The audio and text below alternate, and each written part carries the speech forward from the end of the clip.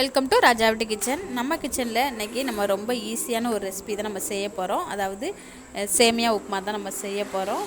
Breakfast recipe. வாங்க எப்படி செய்யலான்னு பார்க்கலாம். வாங்க வீடியோக்குள்ளே போகலாம்.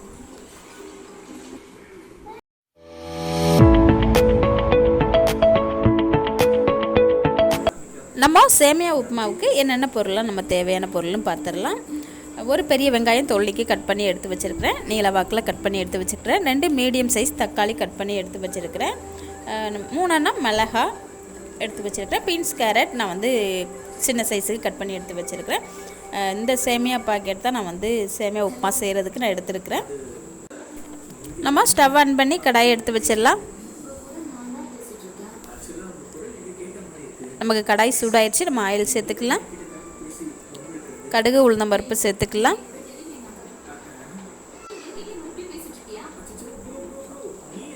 நம்ம கட் பண்ணி எடுத்து வச்சுருக்கிற பெரிய வெங்காயமாக நம்ம ஒன்றா சேர்த்துக்கலாம்.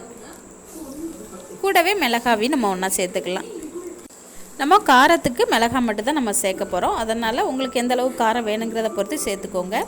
கொஞ்சமாக கருவேப்பிலையும் நம்ம சேர்த்துட்டு நல்லா பொறுமையாக கலந்து விட்டுடலாம். 1/2 டீஸ்பூன் அளவுக்கு நம்ம உப்பு சேர்த்து கலந்து விட்டுடலாம்.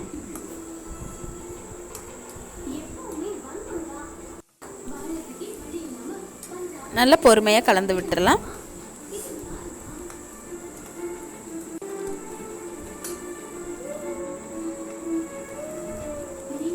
நமக்கு வெங்காயம் ஓரளவுக்கு நல்லா வதங்கி வந்துருச்சு. இந்த டைமில் நம்ம கட் பண்ணி எடுத்து வச்சுருக்கிற தக்காளியை நம்ம ஒன்றா சேர்த்துக்கலாம்.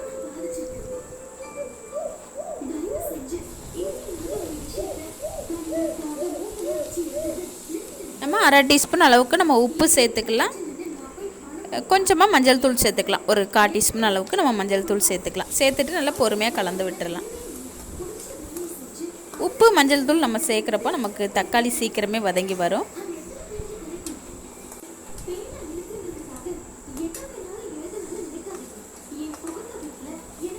நமக்கு தக்காளி வெங்காயமெல்லாம் ஓரளவுக்கு நல்லா வதங்கி வந்துடுச்சு. இந்த டைமில் நமக்கு கட் பண்ணி எடுத்து வச்சுருக்கிற கேரட் பீன்ஸை நம்ம ஒன்றா சேர்த்துக்கலாம். சேர்த்துட்டு நல்லா பொறுமையாக ஒரு 2 நிமிஷத்துக்கு நல்லா கலந்து விட்டுடலாம்.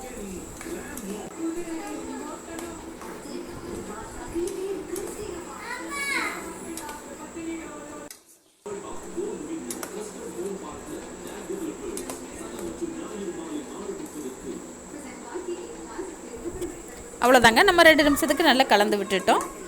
நம்ம அடுத்ததாக தண்ணி சேர்த்துக்கலாம். தண்ணி வந்து நம்ம கொஞ்சம் அதிகமாகவே தான் நம்ம சேர்க்கணும். நமக்கு இந்த காயெல்லாம் வெந்து வரணும். போதுமான அளவு தண்ணி சேர்த்துக்கலாம். நீங்கள் எந்த அளவுக்கு சேமியா எடுக்கிறீங்களோ அதை பொறுத்து நீங்கள் வந்து தண்ணி சேர்த்துக்கோங்க. நம்ம அந்த டைமில் உப்பு சேர்த்துக்கலாம். உப்பு 1/2 டீஸ்பூன் அளவுக்கு சேர்த்துட்டு நல்லா கலந்து விட்டுடலாம்.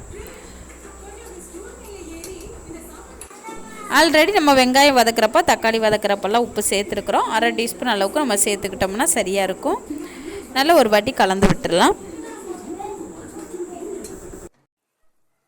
பாருங்கள், கேரட் பீன்ஸ் எல்லாமே நமக்கு நல்லா வெந்து வந்துருச்சு. இந்த டைமில் நம்ம சேமியா சேர்த்துக்கலாம்.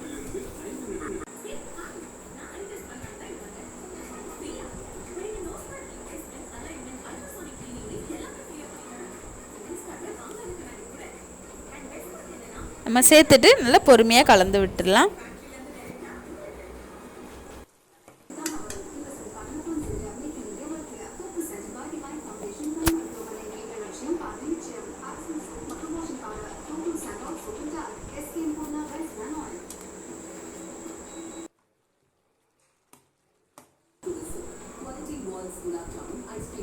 நல்லா பொறுமையாக கலந்து விட்டுடலாம். நமக்கு இந்த சேமியெல்லாம் நல்லா வெந்து வர்றப்போ நமக்கு இந்த தண்ணி எல்லாமே நல்லா கம்மியாயிரும்.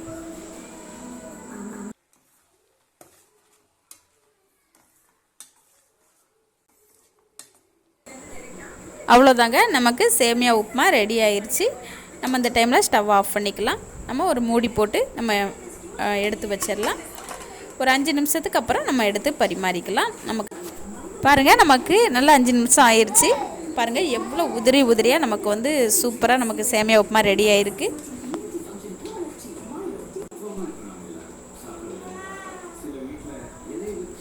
அவ்வளோதாங்க, சூப்பரான டேஸ்டியான நமக்கு சேமியா உப்புமா சூப்பராக ரெடி ஆயிடுச்சு.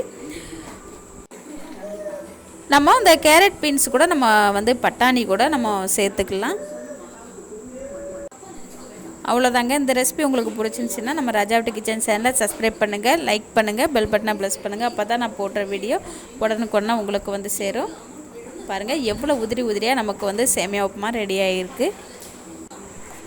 நீங்களும் இது போல் ட்ரை பண்ணி பாருங்கள். ட்ரை பண்ணி பார்த்துட்டு எனக்கு கமெண்டில் சொல்லுங்கள். நன்றி, வணக்கம்.